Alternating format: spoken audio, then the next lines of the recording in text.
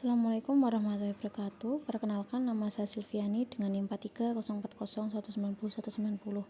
Di sini saya akan memaparkan sedikit materi dan video tentang teknik memimpin dan mengklarifikasi dalam konseling. Jadi, suatu proses konseling harus dapat mencapai tujuan secara efektif. Namun, sering terjadi klien tidak mampu mengarahkan pembicaraan dan terkesan melantur, menyimpang, atau kebanyakan materi di luar pokok pembicaraan.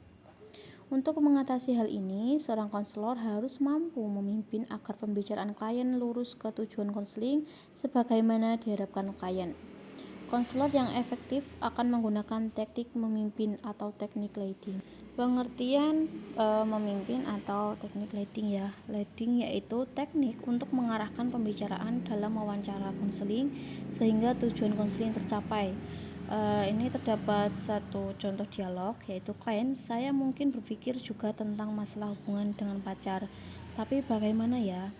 Lalu konselor menjawab, sampai sini kepedulian Anda tertuju pada kuliah sambil bekerja. Mungkin Anda tinggal merinci kepedulian itu mengenai pacaran, apakah termasuk dalam kerangka kepedulian Anda juga?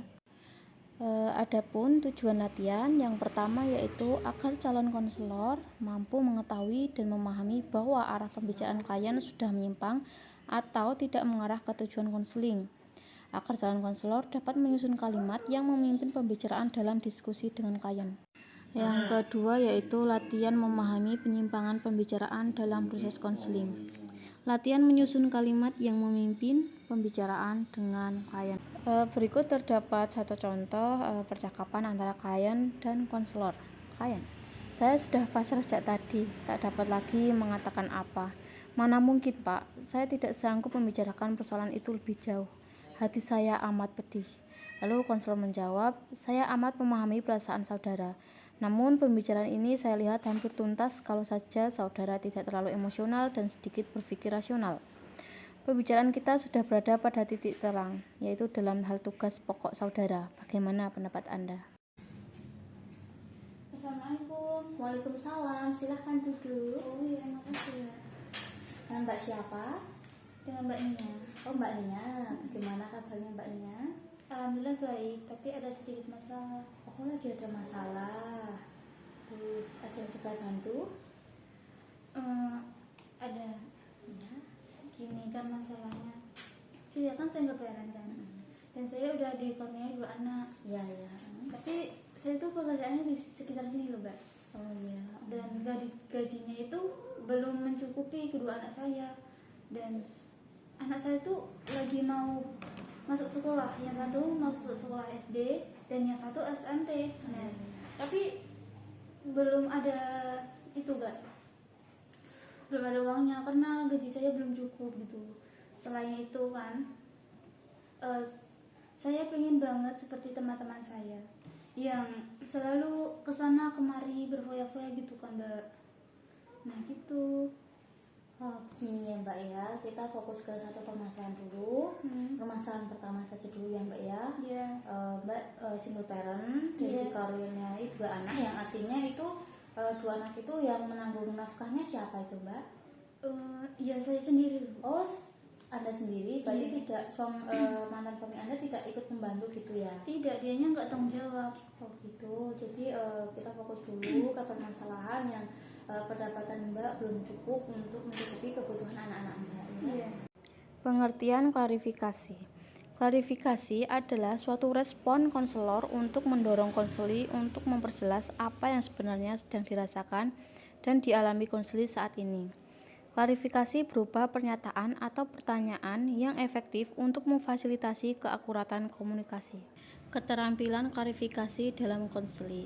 Keterampilan klarifikasi dalam proses konseling. Dalam keadaan ragu-ragu, seringkali konseli berbicara samar-samar atau tidak jelas.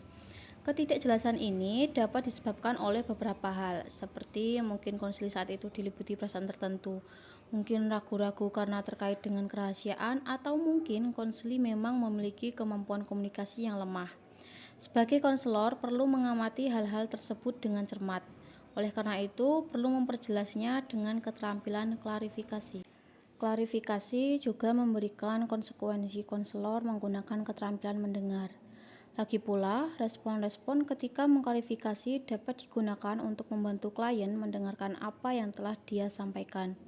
Klien dapat lebih sensitif apakah konselor mendengarkan dan memahami terhadap apa yang telah ia sampaikan. Dalam konseling, klarifikasi digunakan dengan mengajukan pertanyaan setelah konseling menyampaikan pesan yang membingungkan. Dilakukan bila konselor ingin mendalami apa yang diucapkan atau diceritakan konseli. Tujuannya adalah untuk mengelaborasi dan mengecek keakuratan pesan yang telah konselor dengarkan. Bagaimana perasaan Mbak saat ini? Saya sangat sedih, saya sakit hati karena saya belum bisa membahagiakan anak saya, dan saya pengen banget anak saya seperti anak-anak yang lain. Begitu, jadi memang ya UMR di daerah kita itu belum terlalu tinggi, apalagi untuk membiayai anak yang mau masuk SD dan juga masuk SMP. Kalau saran saya begini ya Mbak, Mbak bisa itu membuka usaha kecil-kecilan nggak apa-apa, yang penting menghasilkan uang. Bisa itu dengan jualan online, atau mungkin Mbak bisa berkarya membuat makanan, atau mungkin karya seni apa gitu yang bisa dijual. Kok saya baru tahu kalau ada kayak gitu ya? Saya baru bisa berpikir kayak gitu ya, Mbak. Apa terlalu banyak masalah gitu ya? Ya mungkin bisa jadi. Sekarang Mbak fokus dulu aja ke bagaimana cara menghasilkan uang untuk kebutuhan anak-anak Mbak. Oh iya. Makasih ya Mbak sarannya. Ya, sama-sama. Sekian materi yang dapat saya sampaikan. Terima kasih dan semoga bermanfaat.